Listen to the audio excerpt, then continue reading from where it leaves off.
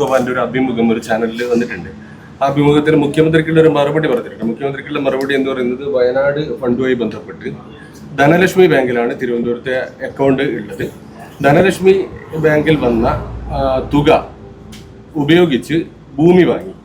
പക്ഷേ ഭൂമി വാങ്ങാൻ മതിയായ തുക അതിലെത്തിയിട്ടുണ്ടായിരുന്നില്ല. കയ്യിൽ നിന്ന് പൈസ എടുത്തിട്ടാണ് ഈ ഭൂമി വാങ്ങിച്ചത് എന്നാണ് പറഞ്ഞത്. അപ്പോൾ ഇനിയിപ്പോൾ ആ ധനലക്ഷ്മി ബാങ്ക് അക്കൗണ്ടിൽ പൈസയൊന്നും ഇല്ലേ? അല്ല, അതൊന്നും നിങ്ങളോട് പറയേണ്ട ആവശ്യമില്ല, നിങ്ങളോട് പറയേണ്ട കാര്യമില്ല. ഒരു പ്രോജക്റ്റിൻ്റെ കണക്ക് അവതരിപ്പിക്കുന്ന എപ്പോഴാണ്? ആ പ്രോജക്റ്റ് തീർന്നു കഴിയുമ്പോൾ. അവിടെ ഞങ്ങൾ സ്ഥലം മേടിച്ച് അവിടെ കെട്ടിടം പണിത് പ്രോജക്റ്റ് തീർന്നു കഴിയുമ്പോൾ കണക്ക് പറയും. നിങ്ങൾ മുഖ്യമന്ത്രിയോട് ചോദിച്ചതിൻ്റെ കണക്ക് പറഞ്ഞില്ല. പാവപ്പെട്ട രക്തസാക്ഷികളുടെ പേരിൽ പയ്യന്നൂരിൽ പൈസ എടുത്തിട്ട് MLA നേതൃത്വത്തിൽ, ഏരിയ സെക്രട്ടറിയുടെ നേതൃത്വത്തിൽ പൈസ മുഴുവൻ അടിച്ചു മാറ്റി. ആ പാവപ്പെട്ട അഭിമന്യുവിൻ്റെ പേരിൽ രക്തസാക്ഷി ഫണ്ട് ഉണ്ടാക്കിയിട്ട് അത് അടിച്ചു മാറ്റി.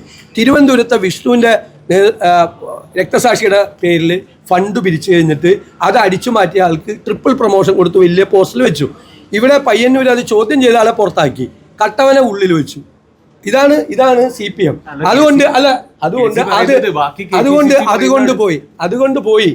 അതുകൊണ്ട് അതിനെക്കുറിച്ചൊന്ന് അന്വേഷിക്കും. പാവപ്പെട്ട രക്തസാക്ഷികളുടെ പേരിൽ ഇപ്പൊ അഭിമന്യുവിനെ SDPക്കാർ കൊന്നാണ് ദേശാഭിമാനി പത്രത്തിലും കൈരളിയിലൊക്കെ പറഞ്ഞത്, മനസ്സിലായില്ലേ?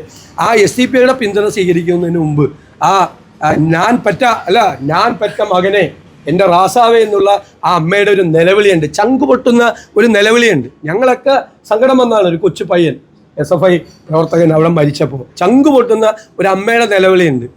എൻ്റെ റാസാവേ, ഞാൻ നിങ്ങൾ മിണ്ടായിരിക്കും, ഞാൻ മറുപടി പറയുമ്പോൾ നിങ്ങൾ സംസാരിക്കും. ഞാൻ പെറ്റ മകനെ എന്ന് പറയുന്ന ഒരു വിളിയുണ്ട്. നിങ്ങൾ എൻ്റെ ഇടയിൽ കയറി സംസാരിക്കാൻ പാടില്ല. നിങ്ങൾ ഇനി ചോദിക്കണ്ട എന്നോട്. അല്ലല്ല, ഇടയിൽ കയറി സംസാരിക്കരുത്. നിങ്ങൾ ഇടയിൽ കയറി സംസാരിക്കാൻ പാടില്ല. അതിനുള്ള അധികം നിങ്ങൾ നിർത്തി. നിങ്ങൾ ഒരു ചോദ്യത്തിനും മറുപടി ഇല്ല. എന്താണ് പരിപാടി? കൈരളി മീറ്റിംഗ് കലക്കാൻ വേണ്ടി അല്ലല്ല, ഞാൻ പ്രതിപക്ഷ നേതാവാണ്. ഞാൻ നിങ്ങൾ ചോദിച്ച ചോദ്യത്തിന് മറുപടി പറയുന്നതിൻ്റെ ഇടയിൽ കയറി നിങ്ങൾക്ക് സംസാരിക്കാനുള്ള ഒരു അധികാരമില്ല.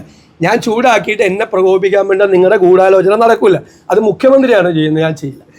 മനസ്സിലായോ?